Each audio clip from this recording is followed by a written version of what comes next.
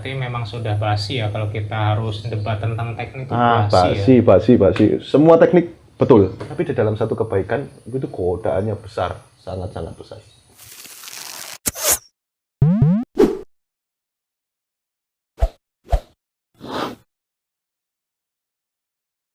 Bismillahirrahmanirrahim. Assalamualaikum warahmatullahi wabarakatuh. Dulur, pripun kabare? Alhamdulillah kita melanjutkan safar dari kemarin Blitar menuju kota Malang.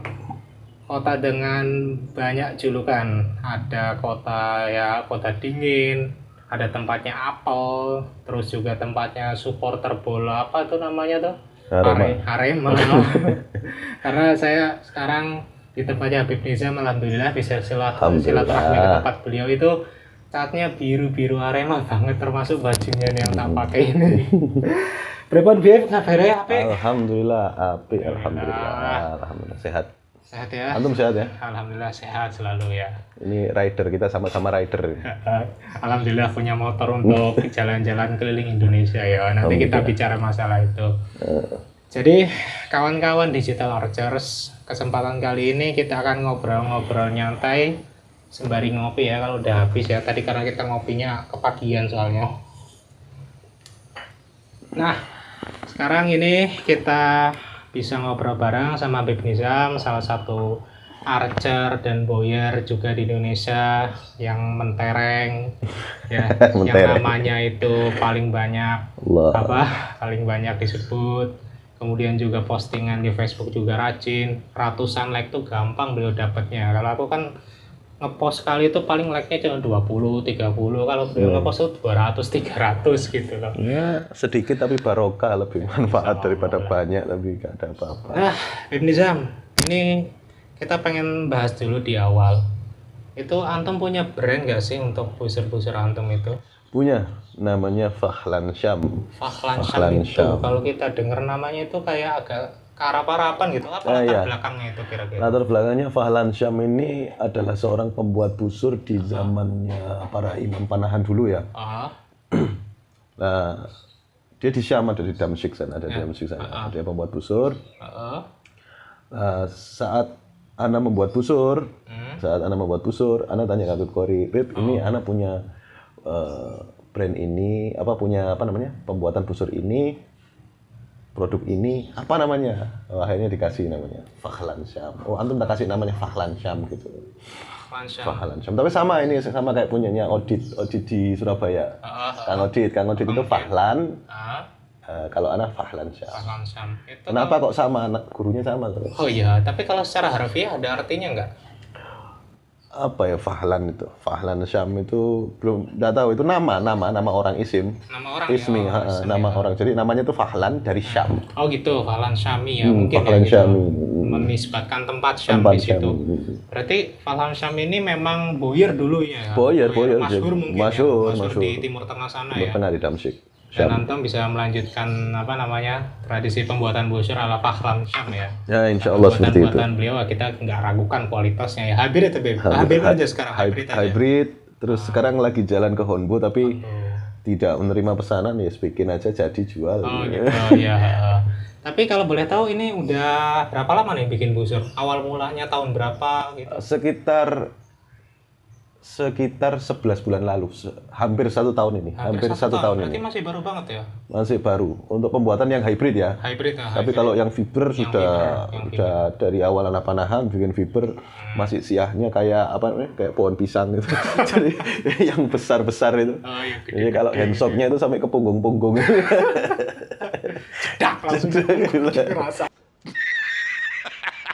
Gitu ya. Dari situ, terus habis gitu beralih. Dari dulu bambu. Bambu udah mulai dari bambu juga. Dari 2006. Ana mondok itu dulu, Ana bikin busur 2006 masih bambu, terus Ana tempel sama bambu, talinya dari karet di kelabang. Itu dulu masih mondok di Mboro. Wah baik, itu berarti udah lama banget ya. Bahkan sebelum panahan menjamur seperti sekarang itu udah mulai ya. Terus saya stop di 2011 saya enggak mana, saya ke tempat lain, sudah enggak fokus panahan. Terus kaget dengan adanya fiber, adanya gini, ternyata masya Allah berkembang pesat, pesat, masya Allah, dan besar kali. Dan mungkin bisa sharing juga motivasinya gitu akhirnya jadi seorang pembuat busur gitu. Nah, kalau karena hanya hobi belaka gitu. Iya, jadi motivasi pembuat busur ini nganggur sebenarnya. Nganggur bermanfaat. Iya. Jadi pingin membuat yang untuk diri sendiri awal pingin membuat yang diri sendiri yang nyaman dari genggaman, nyaman dari tarikan, nyaman dari bidikan. Jadi saat saya beli busur atau saya bikin busur, jadi busur itu menyesuaikan dengan diri saya. Jadi bukan saya beli busur lalu saya menyesuaikan diri dengan busur. Oh gitu. Custom untuk diri sendiri. Ya. Ternyata kok dicoba Habib Kori, dicoba sama teman-teman, kok teman-teman juga nyaman gitu. Oh gitu. Akhirnya buat gitu terus. Masya Allah, berarti ya memang udah dari dulu memang sudah suka mana, kemudian juga dari 2006 akhirnya beranjak ke mungkin 2000 berapa belas itu sudah ada fiber segala macam. Iya, jadi berarti lanjutin ya. 2006 berhenti 2009 2011 itu sudah mulai nggak mana ya, nggak mana. Sampai terakhir ketemu panahan lagi 2017 ya. Nah, waktu itu posisi antum itu sedang apa itu ketika awal-awal ketemu panahan lagi, apakah sedang ngajar di mana atau sedang jadi pas saya jalan ke di Malang ini ada namanya book fair, jadi toko buku-buku Islamic book fair. Islamic book fair. Terus saya datang jalan-jalan ke Islamic book fair. Pertama kali saya lihat busur yang bagus itu punyanya Mas Iwan Bilal Supriyanto. Itu toko busur itu. Terus wah, asik ini. Loh, kalau bambu kan ditarik, dilepas dry fire enggak apa-apa. Pas tak tarik tak dry fire gitu. Lu Mas jangan, katanya gitu. Di situ saya mulai tanya, kenapa kok jangan? Karena ini lah. Berarti ada ilmunya gitu. Ada ilmunya. Terus saya beli busurnya satu. Belum sih itu. Sebelum itu masih sudah dari situ belum beli busur. Saya cari online. Nah, biasanya offline itu kan ya biasalah badinnya kayak online. Iya kan ya. Tapi ya enggak apa-apa. Terus online ini saat online saya kok beli itu ternyata fiber 6 mili. Panjangnya 120. Terus ada siahnya lagi. Jadi ya wis itu. Waduh, bang rasanya. Lari itu paling anak panah kayak orang itu tuh. Terus habis gitu ke tempatnya Mas Iwan, busur ini saya tukar. Oh gitu. Saya tukar sama busur fiber mini. Kalau sekarang kita terkenal Minful yang kecil-kecil itu loh. Jadi busur besar itu saya tukar itu, boleh. Ternyata lebih enak, lesatannya lebih. Terus saya gabung sama latihannya Papanama, Paguyuban Panahan Malang dulu, sekarang Paguyuban Pendekar Panahan Malang. Nah, saya dulu gabung sama itu, ikut latihannya aja, ikut latihan. Saya nggak ikut organisasi kan ya. Jadi saya ikut latihan. Alhamdulillah. Terus habis itu saya balik ke pondok. Nah, itu saya kaget di pondok itu. Kok udah mulai panahan itu menyebar, Masya Allah. Masya Allah ya. Yang pertama itu saya bikin dulu. Terus habis itu Sakir Blora, ngajak Guzam, Guzam Lia, terus ada Gus Fata, banyak. Terus pertama kali lomba itu di Pondok Utara tahun 2009 lah. Itu pertama kali lomba di Pondok Utara. Masya Allah itu awal-awal. Kesannya ya luar biasa ya. First impression. Nah, terus begini. Jadi kan memang setiap boyer punya cerita perjalanannya sendiri gitu ya. Dan udah wawancarain dan begitu bikin podcast ke boyer-boyer juga memang ada cerita unik sendiri-sendiri gitu dalam menjalani misinya menjadi seorang boyer gitu ya. Nah, tetapi kita kan kalau kita bicara zaman dulu kan masih ala kadarnya nih, usul bahan baku, natural seadanya gitu kan. Tetapi kalau sekarang nih kita kan ilmu sudah banyak terbuka bagi siapa aja, entah itu pembuatan busurnya, entah itu teknik. Tapi sebelum kita masuk ke situ, teknik memanahnya itu sendiri gitu. Nah, kalau kita kan awal-awal cuma tahu tamdro gitu ya, busur horsebow gitu kan menggunakan jempol untuk menarik, makanya tamdro gitu. Kalau yang di modern kan trifinger. Nah, dulu waktu awal-awal manah juga, apakah sudah mendengar ilmu-ilmu yang lebih kompleks tentang belum. Belum. Saya dulu cuma pertama bambu ya three finger. Terus manahnya ya anak panah di sini. Nggak tahu adab, nggak tahu mau bikin anak panah dari bambu, mau kebeler, mau apa, nggak kepikiran dulu. Masih pakai itu. Terus lama setelah 2017 saya mendalami ketemu Gus Zam, ketemu Beb Kori, saya datang ke Pondok Temboro. Terus saya belajar, oh ternyata dalam ya. Nah ini hewan ini itu kalau nandakan kalau mau musim panas. Oh iya, ada suara apa jenenge? Oh, jangkrik ya? Bukan, apa sih? Ngenges. Kalau sini ngomong ngenges. Ngenges. Ini suaranya jelas banget. Oke, lanjut dulu. Kalau mulai mendalami tekniknya itu sendiri pas kapan tuh? Pas Ana pertama ketemu Beb Kori. Waktu lama dulu Beb Kori kan kakak kelas Ana jauh. Oh gitu. Kakak kelas. Terus ketemu Beb Kori, terus belajar. Terus habis gitu ikut pelatihan teknik mamluk, daurah gitu daurah. Tapi sebelum itu sudah latihan ya. Terus daurah, setelah daurah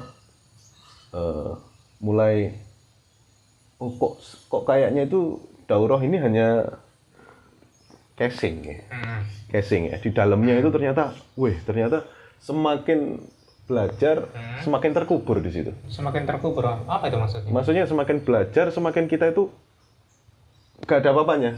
Oh gitu. Semakin tahu ilmunya semakin ternyata teknik three finger itu ada tekniknya.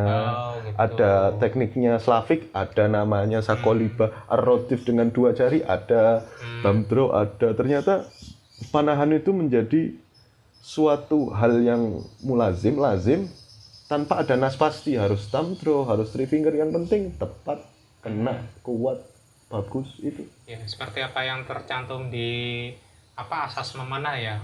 Apa namanya? Kekuatan, kecepatan, kewaspadaan. Itu ya penting, yang paling penting dalam panahan itu ya. Harusnya bukan hanya horsebow aja yang pendek. Sekarang kita Rasulullah SAW aja busurnya longbow. Kalau kita literatur dari busur itu tekniknya Sakolibah dengan sebahu ya. Betul. Itu kan berarti bukan tamdro. Iya, kalau dihitung-hitung ya, kalau kita ngikuti sejarah dan literatur. Jadi nas pasti untuk memanah harus pakai tamdro. Tapi kayak tamdro, terus kayak teknik-teknik yang lain itu adalah teknik yang sudah banyak pengorbanan dari sejarah masa lalu. Bagaimana kecepatan, menambah kecepatan, ketepatan di saat peperangan itu. Pakai teknik ini kalah. Lah kalah ini kan dengan darah. Dengan darahnya para syuhada dan lain-lain.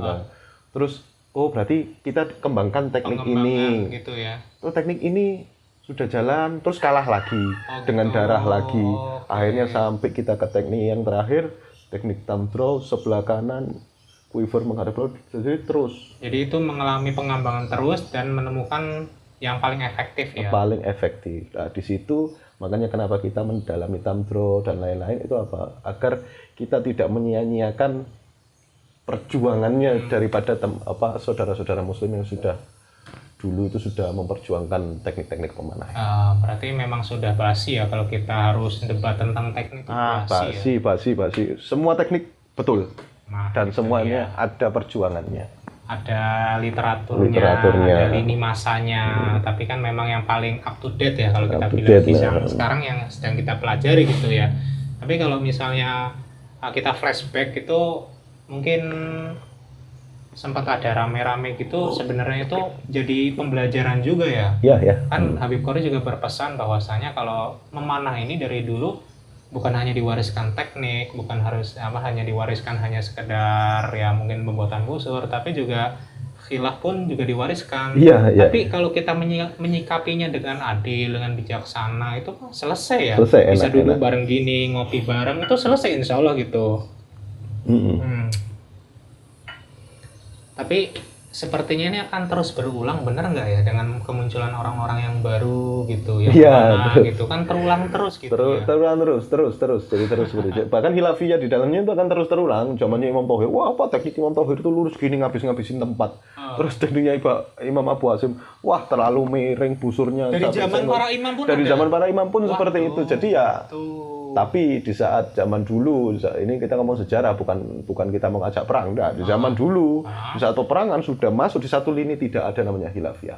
Sudah satu padu lah. Oh, kita gitu. pun jadi di dalam kebaikan itu pasti ada, apalagi kebaikan ini besar ya, memanah ini termasuk suatu kebaikan yang besar, itu pasti setannya itu lebih kuat. Oh gitu. Jadi semakin besar kebaikan, semakin gencar pula setan. Godaannya makin luar biasa ya.